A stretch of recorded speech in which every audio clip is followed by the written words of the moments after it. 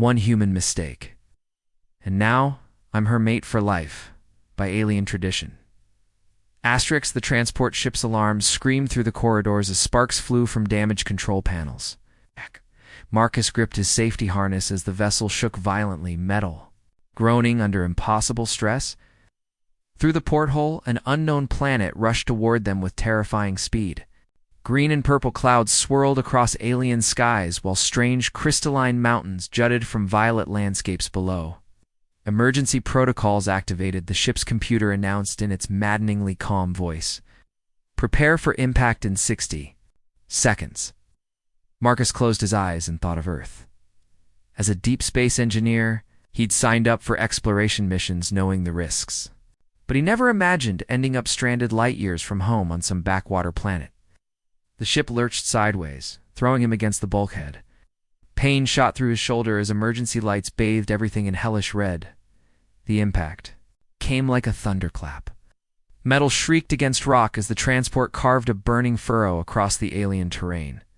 Marcus felt his consciousness slipping away as debris rained down around him. The last thing he remembered was the acrid smell of smoke and the distant sound of his own heartbeat growing fainter.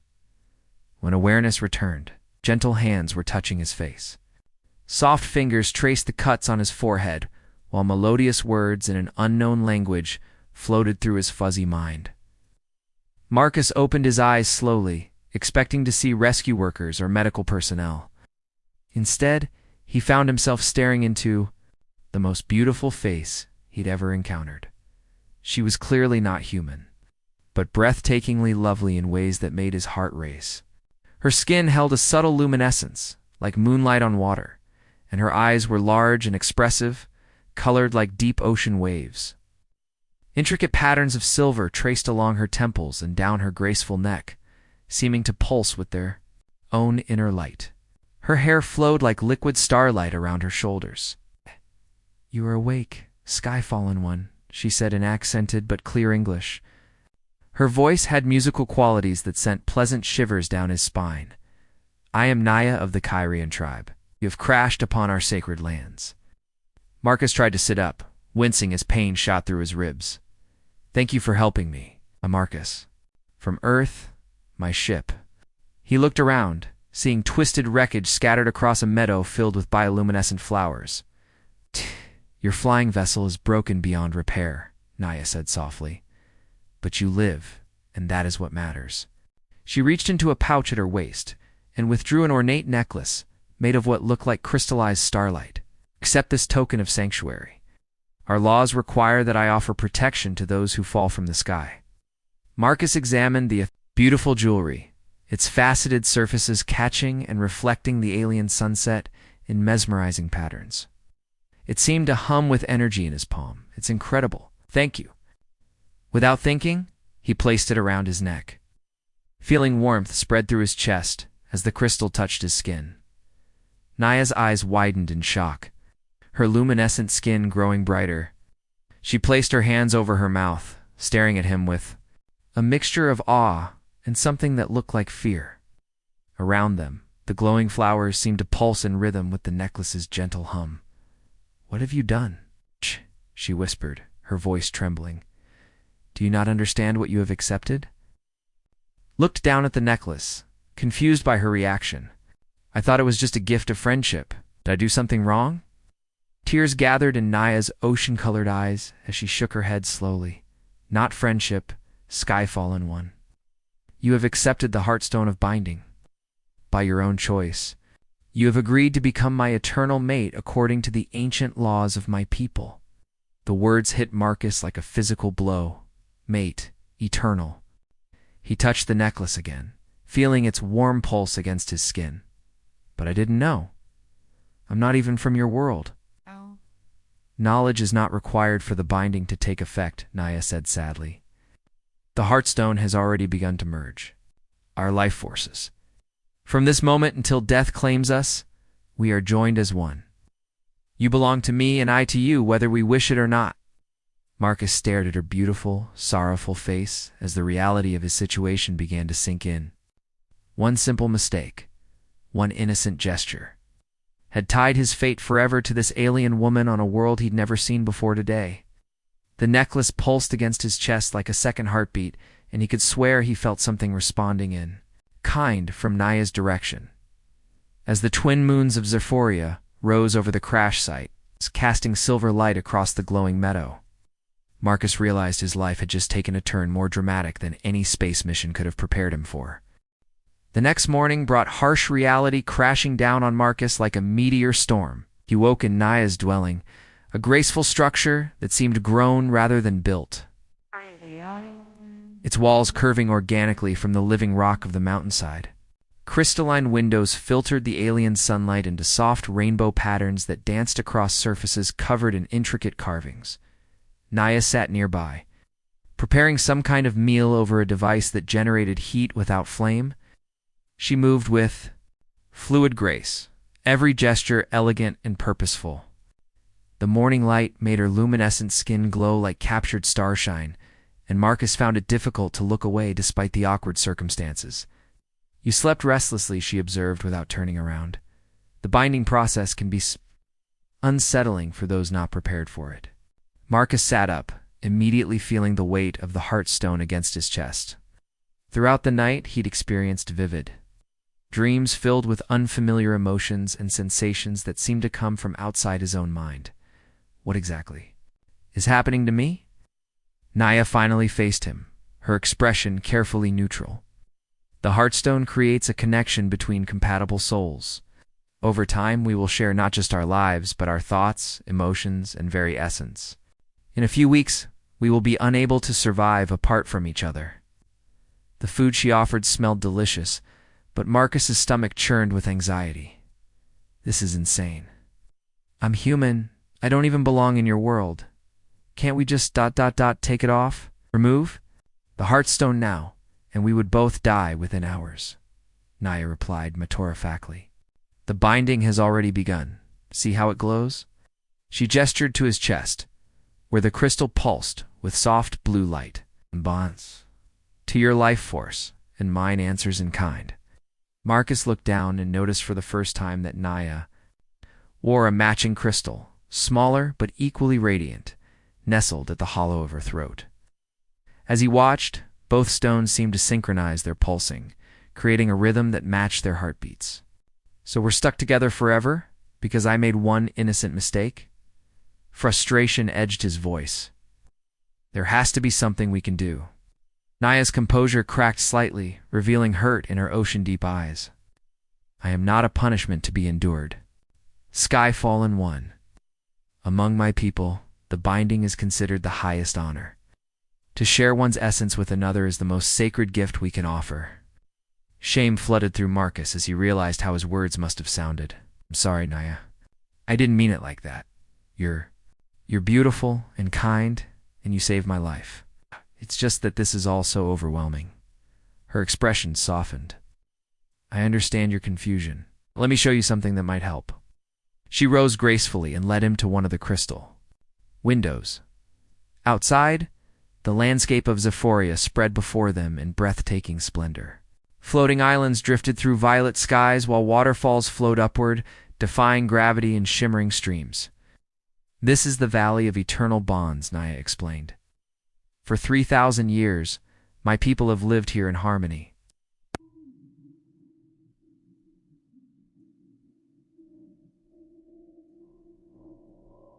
We do not choose our mates lightly, nor do we bind ourselves without deep consideration.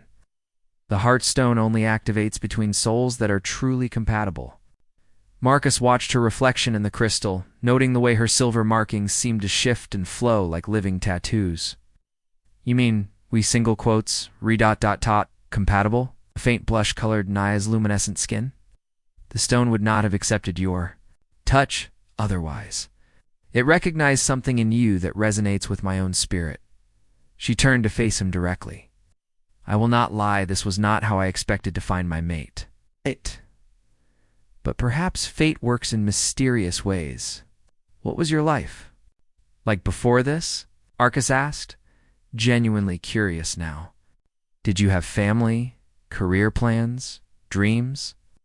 Naya smiled, the expression transforming her face with radiant warmth. "I am a guardian of the sacred groves, trained in the ancient arts of harmony between all living things. My family leads our tribe, and I was being courted by several worthy males." Her smile faded slightly. "They will not understand this binding to an outsider." The weight of what he disrupted hit Marcus fully. "I've ruined your whole life, haven't I?" "Not ruined," Naya said softly, stepping closer to him. "Changed, certainly. But perhaps change can bring unexpected gifts." She reached up and touched his face gently, her fingers cool against his skin. "I have never felt anything like the connection growing between us. It frightens me, but it also fills me with wonder." Marcus felt his heart race at her touch. Despite everything, he found himself drawn to this extraordinary woman who had shown him nothing but kindness. The heartstone pulsed more brightly, and he could swear he sensed something of Naya's emotions bleeding through curiosity, attraction, and a deep loneliness that matched his own. "So what happens now?" he asked. "Now we learn to be bound souls," Naya replied. "We share our worlds, our thoughts, our dreams. We discover what fate has planned for us together." As she spoke, Marcus realized that maybe being trapped on an alien world wouldn't be the worst thing that could happen to him. Not if he had Naya by his side. 3 weeks had passed since the binding, and Marcus found himself adapting to life on Zephyria in ways he'd never imagined possible. Each morning he woke beside Naya in their shared dwelling, the Heartstone's gentle warmth reminding him that his fate was inextricably linked to hers. What had begun as awkward cohabitation was slowly transforming into something deeper and more meaningful. Today, Naya had decided to show him the sacred grove where she worked. They walked hand in hand through paths lined with singing crystals, their harmonious tones creating natural music that seemed to respond to their footsteps. Marcus marveled at how his human engineering background helped him understand the crystalline technology that powered Kyrian civilization. "These formations create a resonance network," he observed, running his fingers along one of the larger crystals. "They're amplifying and directing energy across vast distances." Naya watched him with growing admiration. "You understand our ways so quickly? Most outsiders cannot perceive the connections between all living things." She pressed closer to his, sighed, and Marcus felt a warm flutter of affection through their shared bond. The grove itself took his breath away. Ancient trees with bark like precious metals stretched toward the sky, their leaves shimmering with every color of the spectrum. Pools of liquid light dotted the ground. Flowers that seemed made of pure energy swayed in breezes that carried whispered secrets. "This is where I spent my childhood," Naya said softly, "where I learned to commune with the life force of our world." She led him to a particularly magnificent tree whose trunk spiraled upward in elegant curves. "Would you like me to teach you?" Marcus nodded eagerly. Naya guided his hands to the tree's surface, placing her own palms beside his. "Close your eyes and open your mind. Feel the pulse of life within." At first Marcus sensed nothing unusual, but gradually, as Naya's presence flowed through their bond, he began to perceive something extraordinary. The tree hummed with vitality, its energy flowing in complex patterns that connected to every other living thing in the grove. It was like seeing the internet of nature itself. "I can feel it," he whispered in amazement. "Everything's connected." "Now you begin to understand why the binding is so sacred," Naya murmured close to his ear. "We are part of this same network, our essences joined in the eternal dance of existence." When they opened their eyes, Marcus found himself staring into Naya's beautiful face mere inches away. Her luminescent skin glowed brighter in response to their shared experience, and the silver patterns on her temples pulsed in rhythm with both their heartstones. "Naya," he breathed, overcome by the intensity of what he felt for her. She seemed to read his thoughts through their connection. "I know," she whispered. "I feel it too." Their first kiss was electric, sending cascades of sensation through the bond they shared. Marcus had kissed women before, but nothing had prepared him for the completeness of joining with someone whose very soul was linked to his own. He could feel Naya's joy and desire as clearly as his own, creating a feedback loop of passion that left them both breathless. When they finally broke apart, Both heartstones were glowing so brightly that other light seemed dim by comparison. Around them, the singing crystals had fallen silent, as if the very forest was holding its breath. "The grove accepts you," Naya said in wonder. "I have never seen the crystals respond to anyone like this." That evening, they returned to their dwelling to find visitors waiting, a delegation from the Kyrian Tribal Council.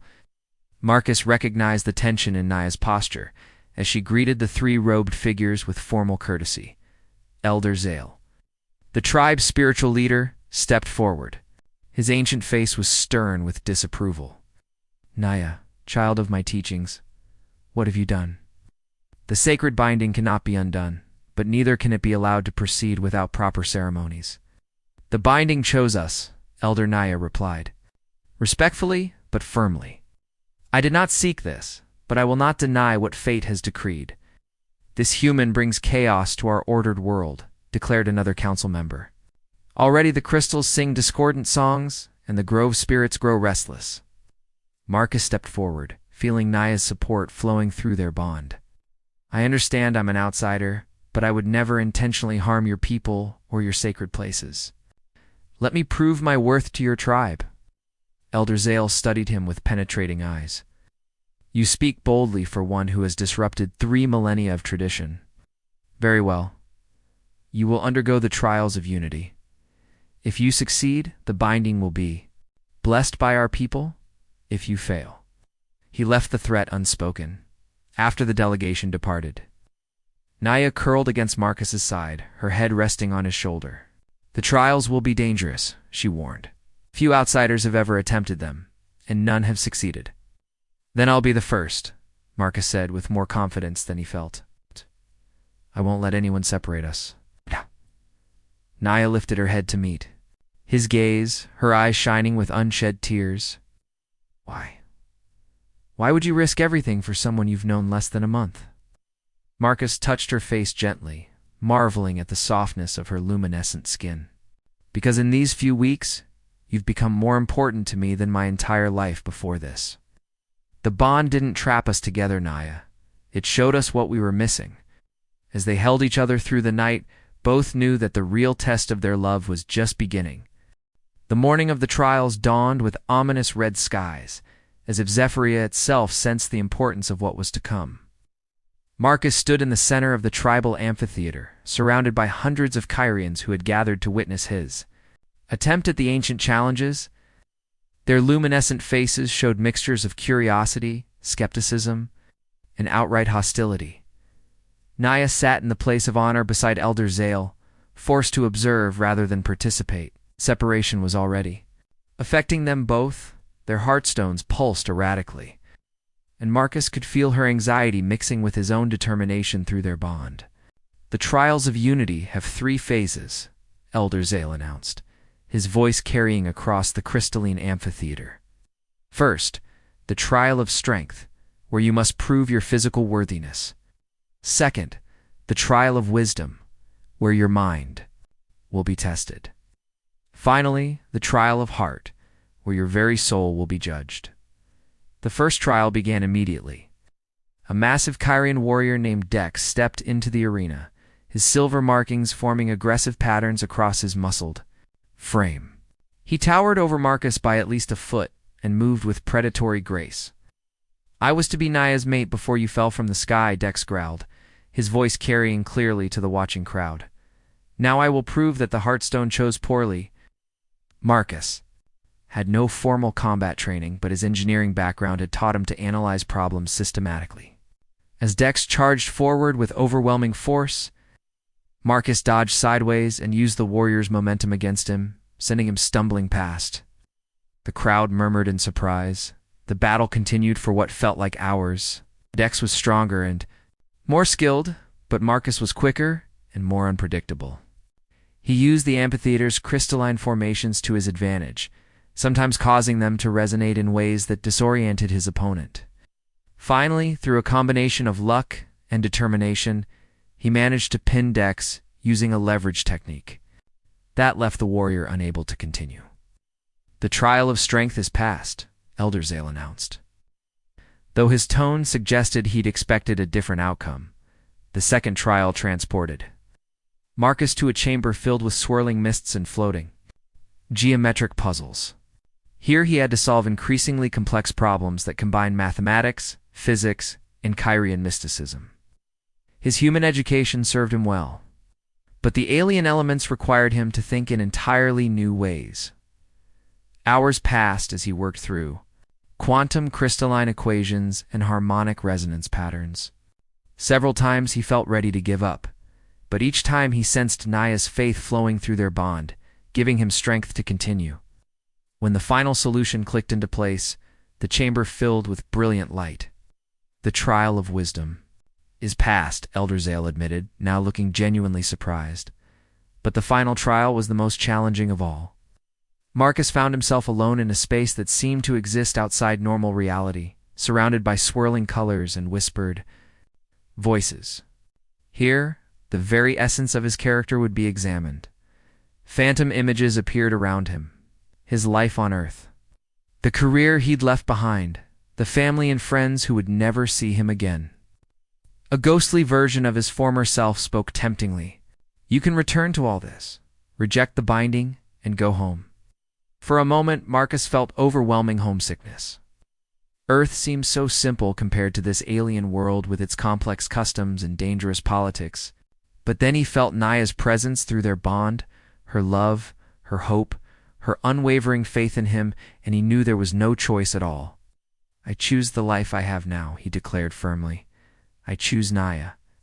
The phantoms dissolved, replaced by a new vision Naya, as she truly was. Not the idealized version his infatuation might create, but the complete person with all her strengths and flaws. He saw her dedication to her people, her occasional stubbornness, her deep loneliness before they met, and her growing joy at their connection. Do you accept this being as she truly is? A cosmic voice asked. Will you share her burdens as well? As her joys, will you protect her people as your own? Yes, Marcus answered without hesitation. To all of it, yes. When he emerged from the trial chamber, the entire amphitheater had fallen silent. Elder Zale stared at him with something approaching. In 3,000 years, the elder said slowly, no one has ever passed all 3 trials so completely. The spirits themselves have testified to your worthiness. He paused, then smiled for the first time since Marcus had met him. Is blessed. Let none question what the Heartstone has joined. The crowd erupted in celebration as Naya ran to Marcus, throwing herself into his arms with such force that they both nearly fell. Through their bond, he felt her overwhelming relief and joy, mixed with love so pure and strong, it nearly brought tears to his eyes. I told you, the stones don't choose randomly. She laughed, tears streaming down her luminescent cheeks. They knew what they were doing all along. That night, as the celebration continued around them, Marcus and Naya finally consummated their bond in the most sacred of Kyrian rituals. Their joining was not just physical, but spiritual, their very essences merging in ways that transcended anything Marcus had ever imagined possible as they lay entwined afterward. Their heartstones pulsing in perfect synchronization, Marcus realized that his crash landing on Zephyria hadn't been an accident after all. It had been destiny. 6 months after the trials, Marcus had fully integrated into Kyrian society as Nia's bonded mate. Their dwelling had been expanded to accommodate his human needs while respecting Kyrian traditions. And he'd found meaningful work helping to bridge the gap between human technology and crystalline science. This morning brought unexpected visitors. A human rescue ship had finally detected the crash site and dispatched a team to investigate. Marcus watched from their window as the sleek vessel landed near his old wreckage, disgorging uniformed officers who immediately began scanning the area with sophisticated equipment. They've come for you, Naya said quietly beside him. Through their bond, he could feel her conflicted emotions, joy at his potential rescue, warring with terror at the thought of losing him. They've come to offer me a choice, Marcus corrected gently. But I made my decision long ago. The rescue team leader, Commander Hayes, was professional but clearly baffled by what she found. Marcus met with her in the tribal council chambers, with Naya and Elder Zale present as witnesses to whatever he decided. Engineer Collins, we're prepared to extract you immediately, Hayes said, consulting her tablet. Medical shows you've been exposed to unknown radiation and possibly contaminated by alien organisms. We need to get you to a proper medical facility. Out, Marcus. Touched the heart stone at his throat, its familiar warmth reassuring him. Commander, I appreciate the rescue effort, but I'm not contaminated. I'm bonded to this world and its people. Hayes frowned, clearly not understanding. Son, you've been missing for months. Isolation and alien influence can cause severe psychological effects. It's not uncommon for hostages to identify with their captors. I'm not a hostage, Marcus replied firmly. I'm a citizen of Zephyria, mated to Naya according to both her customs and my own free choice. The commander's expression hardened. Collins, you're suffering from an advanced case of Stockholm Syndrome. I have orders to bring you back to Earth. For proper treatment, Elder Zale spoke for the first time. Commander Hayes, your subordinate is bound by laws older than your civilization. To remove him would be to commit murder, for both he and his mate would die within hours of separation. That's ridiculous, Hayes scoffed. There's no scientific basis for such a claim. To prove his point, Marcus walked across the chamber too. Where Naya waited, as he moved away from her, both heartstones began to pulse frantically, their light flickering like failing stars. By the time he was 20 feet away, both he and Naya were gasping for breath, their life forces beginning to separate in ways that caused excruciating pain. He quickly returned to her side, and immediately both their conditions stabilized. Hayes stared in shock at the obvious physical distress they'd both experienced.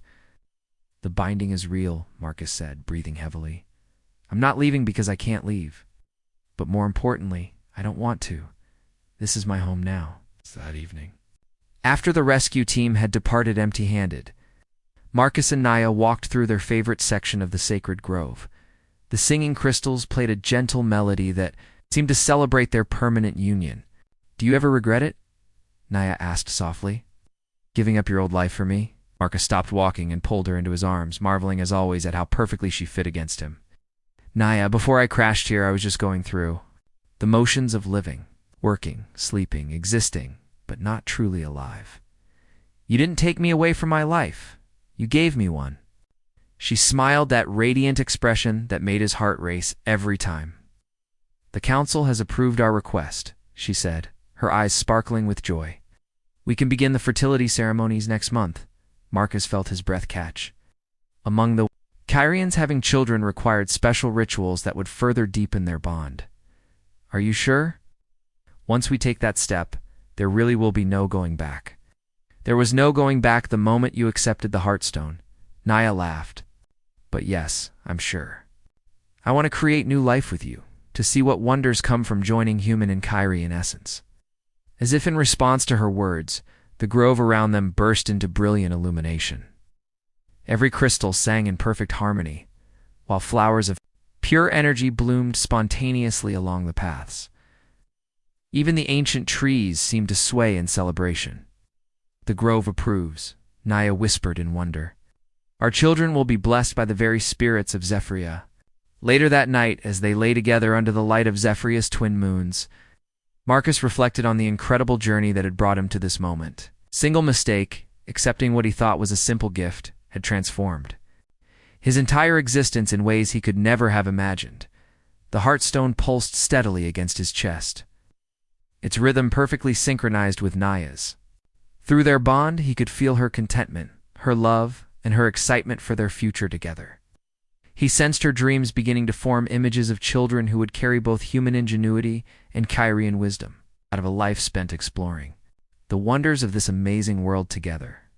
One human mistake had indeed made him her mate for life. But as Marcus drifted off to sleep with Naya safe in his arms, he realized it was the best mistake he'd ever made. In the distance, the rescue ship's lights disappeared beyond the horizon, carrying news of a human who had found something more valuable than rescue among the stars. And in the sacred grove, the singing crystals played lullabies for the bonded souls who would soon bring new wonders into the universe.